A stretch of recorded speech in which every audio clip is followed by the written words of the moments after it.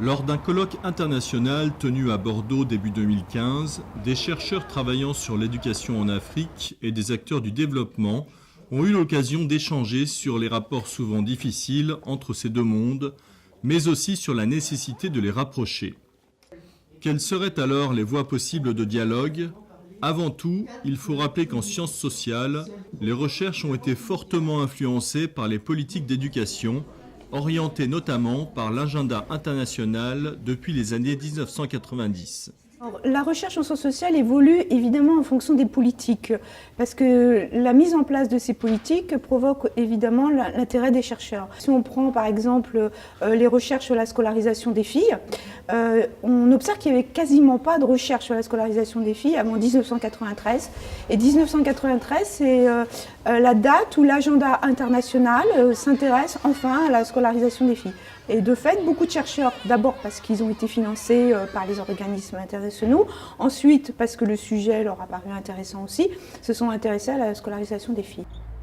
Face à des contextes et des réformes de plus en plus complexes, les acteurs de développement expriment le besoin d'une recherche qui puisse répondre à l'urgence de l'action. Parce que sous le feu de l'action, on a besoin de réfléchir très vite. Donc il faut aussi que les centres soient vraiment aptes à aller très vite pour produire les résultats qu'on souhaite afin de nous permettre aussi d'aller très vite dans l'action. Sur cet aspect-là, moi je pense qu'effectivement, je suis complètement d'accord avec ce qui vient d'être dit. Il y a vraiment besoin de rapprocher la recherche avec le politique, ceux qui font les stratégies, et à la fois avec ceux qui sont sur le terrain, qui font la mise en œuvre concrète. Et pour ça, je pense qu'il faut absolument évidemment s'appuyer sur la recherche. Au niveau aussi des chercheurs du Sud, des pays en développement, ça c'est extrêmement fondamental, qu'eux puissent s'impliquer dans ces recherches-là. Côté recherche, ce besoin exprimé par les acteurs du développement pose question, suscite des réticences. L'appel du pied que l'action fait, que le champ de l'action fait pour la recherche, c'est que la recherche doit venir travailler pour l'action.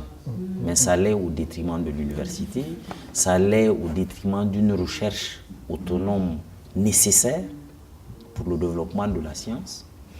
De l'autre côté, tout le problème est de savoir de quel type de savoir l'action a besoin pour avancer. Academic research and the development actors do interact, but the kind of research that we academics carry out is not treated as or seen as very useful research by development actors. But like you say, there is need for us to work together somehow. Du côté de ces mêmes chercheurs, le recours croissant à la consultance, qui constitue en Afrique un marché en pleine explosion et très peu contrôlé, apparaît comme une menace pour le développement de la recherche elle-même. Parce qu'à l'heure actuelle, les dynamiques sont quand même, elles se font au détriment de la recherche. La recherche paye moins bien que l'action. L'action dispose souvent de beaucoup de ressources qui l'amènent, disons, à détourner les chercheurs vers d'autres buts. No, research has to resist, consultancies, because they take away our independence as researchers. And then I was saying, yes, that is the idea. But if you consider, whether one is able to resist that will depend on where they are and where their institutions. In third world countries, they will know, particularly African countries, many researchers, academics are poorly paid.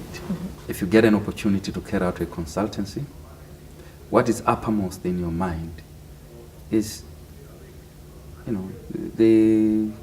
the chance of you making some more money. And it's not easy to resist, therefore. Si la rencontre entre recherche et action est souvent problématique, il existe aussi des exemples de réussite, comme l'évoque Boubacar Niane, engagé avec d'autres chercheurs dans une étude sur le décrochage scolaire au Sénégal, dans le cadre d'un partenariat avec les autorités politiques et une institution internationale. L'avantage de ce type de coopération, c'est que même si l'UNICEF a mis à disposition des moyens pour faire ce travail, l'UNICEF n'intervient pas dans la détermination des protocoles de recherche ou des questions à adresser. Ce sont les chercheurs eux-mêmes qui, à partir simplement de la thématique, se sont dit quels sont les problèmes sous-jacents ou les pistes de réflexion qu'on peut prendre en charge. Il existe aussi des chercheurs, des universitaires, résolument engagés dans la démarche d'un dialogue constructif et régulier avec les milieux de la décision, ayant le souci de faire entendre la voix de la recherche. Ma tâche à moi, intellectuelle, c'est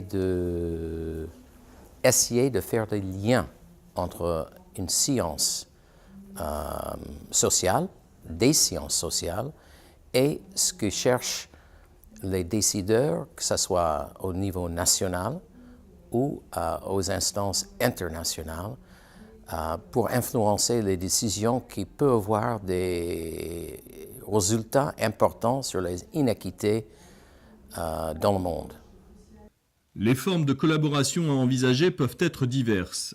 Une question qui revient régulièrement est celle de l'accès et de l'utilisation des résultats de la recherche par les acteurs du développement qui ne les trouvent pas toujours lisibles et rarement exploitables directement. Mais comment faire le pont? Des pistes sont évoquées. Souvent, on voit des chercheurs qui ont des difficultés effectivement à suivre les délais, à suivre le vocabulaire en fait, et l'opérationnalisation. Et peut-être que c'est un nouveau métier qui existe déjà mais qui est à développer. C'est un peu ce passeur de science. En fait, ces personnes qui sont capables d'interpréter la recherche qui existe, d'aller la chercher, mais de la rendre utilisable et compréhensible par les politiques et les opérationnels. Olivier de Sarnat avait parlé à un moment donné à propos de ces sujets de chaînon manquant. Qu'il manque un chaînon qui permettrait à ces deux champs de communiquer avec davantage d'efficacité. Ici, le chaînon manquant renvoie, disons, à un autre métier qui aurait la capacité de lire et de transformer les résultats de recherche en des produits consommables par le champ de l'action. Recherche et action ont leur logique, leur temporalité, leurs contraintes propres et spécifiques. Elles ne sont pas toujours compatibles, mais peuvent l'être sous certaines conditions. En discuter librement est assurément une étape essentielle pour avancer vers un dialogue renforcé. Il faut multiplier les espaces de dialogue, de débats contradictoires, imaginer des points de rencontre effectivement entre recherche académique et acteurs du développement, tout en sachant, ça nécessite une capacité d'écoute, un respect de l'autre, que chacun ait conscience, de part et d'autre, il y a des contraintes. Je pense qu'il y a des espaces pour co-construire des objets de recherche. Assurément, par-delà les difficultés et les contraintes diverses, chercheurs et acteurs du développement s'accordent sur la nécessité et l'intérêt réciproque à promouvoir et inventer de nouvelles formes de dialogue, de collaboration qui soient à la fois utiles pour l'action, respectueuses de la recherche. N'est-ce pas, au final, dans l'intérêt même des populations concernées ?